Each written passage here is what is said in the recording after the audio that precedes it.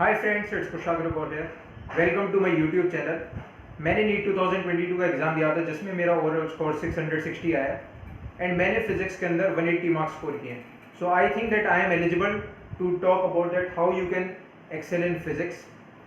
सबसे पहले फिजिक्स की स्ट्रेटेजी को जानने से पहले हमें एक्नॉलेज करना ज़रूरी है कि मोस्ट ऑफ द स्टूडेंट्स की फिजिक्स वीक होने का मेजर रीज़न क्या होता है। मैंने उसके लिए यहाँ पर 2 रीजंस लिखे हैं। सबसे पहला रीज़न है poor command over basic mathematics. काफ़ी सारे स्टूडेंट्स हैं जो मेरे से बात करते हैं, वो बोलते हैं कि हमसे फिजिक्स के न्यूमेरिकल्स नहीं होते हैं या हमें क्वेश्चंस को सॉल्व करने में टाइम काफ़ी ज़्यादा लगता है। उसका जो मेन रीज़न होता है सबसे बड़ा वो होता है कि आपकी जो बेसिक मैथमेटिक्स है जिसके अंदर ट्रिग्नोमेट्री, कैलकुलस, ये वाला पोर्शन है, या फिर काफ़ी सारी जगह when you are dealing with electrostatics आपको एपी या जीपी की भी कुछ क्वेश्चंस में ज़रूरत पड़ती है। तो इसका मतलब है कि आपका ये वाला पोर्शन भी वीक हो सकता है। अगर आप मैथमेटिक्स के साथ कंफर्टेबल नहीं है तो काफ़ी हाई चांसेस हैं कि फिजिक्स में भी आप स्ट्रगल करेंगे। और दूसरा रीज़न होता है कि हमने अपने दिमाग के अंदर एक अजम्पशन बना रखी है, या जो अपने आसपास के लोगों से सुनते हैं कि यार मेडिकल स्टूडेंट्स की ना फिजिक्स वीक ही होती है। ये एक काफ़ी बड़ा मिथ है जो आपको अपने दिमाग से निकालना है, क्योंकि अगर हम ये सोच के रहेंगे कि यार मेजॉरिटी ऑफ द स्टूडेंट्स की फिजिक्स वीक होती है तो हमारी भी होगी, तो डेफिनेटली हम उस सब्जेक्ट को कभी भी इम्प्रूव करने की कोशिश भी नहीं करेंगे, क्योंकि हमने पहले से ही एक अपने दिमाग के अंदर एक ऐसा इन्वायरमेंट क्रिएट कर रखा है जिसमें इम्प्रूवमेंट का स्कोप काफ़ी कम है। तो इस थिंकिंग को हमें अपने ब्रेन से निकालना है। हमें ये सोचना है कि ठीक है, अगर मोस्ट ऑफ द स्टूडेंट्स की फिजिक्स वीक रहती है लेकिन मुझे अपनी फिजिक्स अच्छी करनी है। और इन दोनों रीजंस की वजह से हमारा सब्जेक्ट से इंटरेस्ट खत्म हो जाता है और फिर हमारे टेस्ट वगैरह के अंदर फिजिक्स के अंदर कम नंबर आते हैं और फिर हम और ज़्यादा डिमोरलाइज हो जाते हैं। तो अगर हमें अपनी फिजिक्स अच्छी करनी है तो सबसे पहले हमें अपनी रूट को सही करना पड़ेगा। मतलब हमें एक रूट कॉज ढूंढना पड़ेगा कि हमारी फिजिक्स वीक होने का रीज़न क्या है। क्योंकि अगर आप कोई बिल्डिंग खड़ी करते हो तो सबसे पहले हम देखते हैं ना कि उसका बेस बहुत अच्छा होना चाहिए। तो इसी तरह से फिजिक्स को अच्छा करने के लिए अगर आपकी ये दोनों चीज़ें ठीक है, मेरा मतलब है कि अगर आपकी बेसिक मैथमेटिक्स के ऊपर अच्छी कमांड है और आपने अपने दिमाग से मिथ निकाल रखा है कि मेडिकल स्टूडेंट्स की फिजिक्स वीक होती है, तो फिर आप फिजिक्स में डेफिनेटली एक्सेल कर सकते हैं अगर आप एक प्रॉपर स्ट्रेटेजी फॉलो करें। तो अब मैं आपको फिजिक्स में एक्सेल करने की स्ट्रेटेजी बताने वाला हूँ। मैं आपको कुछ अपनी बुक्स बताने वाला हूँ जो मैंने यूज़ करी थी और जो आप भी यूज़ कर सकते हैं। तो यार अगर मैं बात करूँ उन बुक्स के बारे में या उन मटेरियल के बारे में जो मैंने यूज़ किए थे, तो वही है DC Pandey coaching material, NEET PYQs and JEE Main PYQs. आप डीसी पांडे और कोचिंग मटेरियल में से कोई एक चीज़ यूज़ करें और नीट पीवाईक्यूज और जेईई मेन पीवाईक्यूज तो मस्ट हैं। अगर आप ये 3 चीज़ें अच्छे से कर लेते हैं तो मैं इस बात की गारंटी लेता हूँ कि आप फिजिक्स में बेहतर हो जाएंगे। आपकी जो परफॉर्मेंस होगी वो फिजिक्स में डेफिनेटली इंक्रीज करेगी, क्योंकि अगर आप ये 3 चीज़ करते हो तो on an average you are practicing 300 to 400 good MCQs in physics. Good questions का मतलब है कि वो रेलेवेंट क्वेश्चंस हैं। रेलेवेंट क्वेश्चंस का मतलब ये होता है कि वो क्वेश्चंस जो एग्जाम में पूछे जाते हैं। काफ़ी सारे स्टूडेंट्स होते हैं जो बहुत ज़्यादा इजी क्वेश्चन प्रैक्टिस कर रहे होते हैं बहुत ज़्यादा नंबर में, वो भी गलत है। और काफ़ी सारे स्टूडेंट्स ऐसे भी होते हैं जो काफ़ी ज़्यादा डिफिकल्ट क्वेश्चन सोल्व कर रहे होते हैं, जो जेईई एडवांस लेवल के क्वेश्चन सोल्व कर रहे होते हैं, वो भी काफ़ी ज़्यादा इररिलेवेंसी हो जाती है। तो ये चीज़ हमें नहीं करनी है। प्लस हमें न्यू क्वेश्चन सोल्व करने हैं, हमें नई नई वेराइटी ऑफ क्वेश्चन सोल्व करने हैं, ठीक है।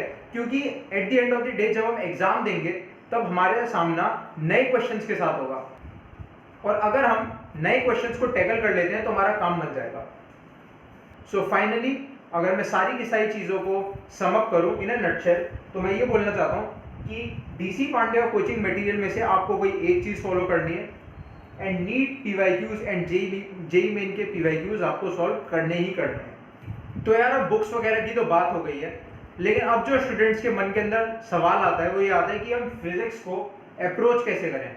मतलब हमें पता तो लग गया कि यार हमें ये किताबें, हमें ये सोर्सेज सॉल्व करने हैं, लेकिन हम इस सब्जेक्ट को शुरू कैसे करें, या कहें तो कि अगर हम कोई भी नया चैप्टर उठा रहे हैं तो अगर हमें उस चैप्टर के अंदर अपनी मास्टरी करनी है तो हम उसको अप्रोच कैसे करें। तो मैं यहाँ पे आपको अपनी टेक्निक्स बताने वाला हूँ कि मैं फिजिक्स को कैसे अप्रोच किया करता था। तो सबसे पहला जो पॉइंट है वो है रिमेन अटेंटिव इन क्लास। हमें फिजिक्स की क्लास के अंदर काफ़ी ज़्यादा अटेंटिव रहना है। हमें अपने टीचर को काफ़ी ज़्यादा ध्यान से सुनना है।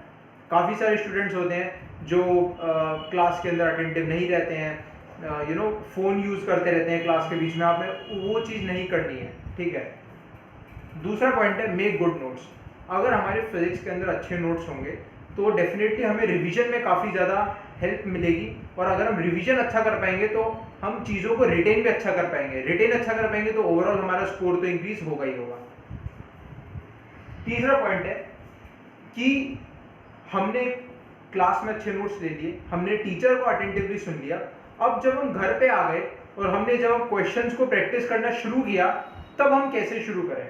तो सबसे पहला आपको ये चीज अपने दिमाग में याद रखनी है कि कभी भी आपको ना अनसॉल्व्ड क्वेश्चंस पर डायरेक्टली जंप नहीं करना है। सबसे पहले you have to solve the solved examples जो हमारी किताबें में होते हैं, सबसे पहले आपको वो सॉल्व करने हैं, ठीक है।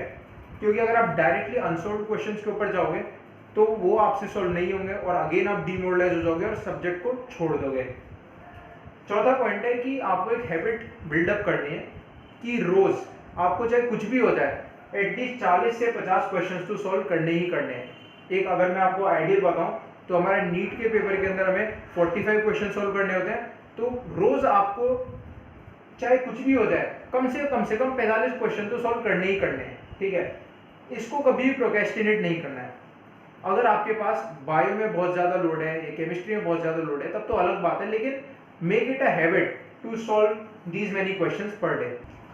तो यार अब मैं बात करने वाला हूँ कुछ फ्रीक्वेंटली आस्क्ड क्वेश्चंस के बारे में जो स्टूडेंट्स पूछते हैं, जिसमें वो काफ़ी ज़्यादा प्रॉब्लम फेस करते हैं। स्टूडेंट्स के काफ़ी सारे सवाल होते हैं, जैसे कि उनकी स्पीड काफ़ी ज़्यादा कम है, वो क्वेश्चन को जब पढ़ते हैं तब वो उसकी लैंग्वेज को इंटरप्रेट नहीं कर पाते हैं, या उन्हें फॉर्मूला वगैरह याद नहीं आता है, या फिर वो एक आसान क्वेश्चन को भी टैकल नहीं कर पाते लिमिटेड टाइम के अंदर। तो काफ़ी सारे इस तरह के क्वेश्चंस आते हैं। देखो इन सारे के सारे क्वेश्चंस का केवल एक ही आंसर है, वो है कि जितनी ज़्यादा से ज़्यादा क्वेश्चन प्रैक्टिस करोगे और वो भी इन अ टाइम बाउंड फैशन, तो आपकी ये सारी की सारी दिक्कतें with a period of time चली जाएंगी और आप फिजिक्स में कंफर्टेबल महसूस करोगे। आपकी जो फिजिक्स में स्पीड होगी वो भी इंक्रीज हो जाएगी। आप प्रेशर को अच्छा हैंडल कर पाओगे जब आपको वो लिमिटेड टाइम के अंदर क्वेश्चन सॉल्व करने में, जैसे मान लीजिए आप कोई पेपर लिख रहे हैं और से आधे घंटे का टाइम बचा हुआ है और आपको फिजिक्स के 30 क्वेश्चन सॉल्व करने हैं, 30 मिनट में 30 क्वेश्चन, तो आप उस तरह की सिचुएशंस को हैंडल करना सीख जाओगे अगर आप ज़्यादा से ज़्यादा क्वेश्चन सॉल्व करोगे। अगर आप डेली बेसिस पे ये चीज़ कर रहे होगे कि 40 से 50 क्वेश्चन सॉल्व कर रहे हो और वो भी टाइमर लगाओगे, तो डेफिनेटली आप इस चीज़ में माहिर हो जाओगे। अब फाइनली मैं एक एक्स्ट्रा टिप की बात करने वाला हूँ जो आपकी फिजिक्स की ओवरऑल प्रिपरेशन को एक बूस्ट देगी। वो है कि अगर आप एक फॉर्मूला शीट मेंटेन करते हो तो वो आपको रिवीजन में काफी ज्यादा हेल्प करेगी। मतलब अगर आपका कोई भी मॉक पेपर है तो आप एक काम करना कि आप उस फॉर्मूला शीट पे जो भी आपने फॉर्मूले सारे जॉट डाउन किए हुए हैं 1 या 2 पेज के अंदर, आपको उसको काफी ज्यादा कंसाइज रखना है जिससे कि रिवीजन काफी ज्यादा जल्दी हो सके, क्योंकि यही इसका एक मोटिव है, क्विक रिवीजन। अगर आप उस फॉर्मूला शीट को अपने मॉक टेस्ट से पहले रिवाइज करके पेपर लिखोगे तो आप ये महसूस करोगे कि आपकी रिकॉलिंग पावर काफी ज्यादा अच्छी होगी और आपका ओवरऑल स्कोर भी अच्छा आएगा। तो इस वीडियो में मैं आपको यही सारी चीजें बताना चाहता था। ये मेरी स्ट्रेटेजीज थी जो मैंने फॉलो करी थी। अगर आपको अपनी भी कुछ स्ट्रेटेजी इससे बेटर लगती हो तो आप डेफिनेटली उसको फॉलो करते रहिए। और थैंक यू।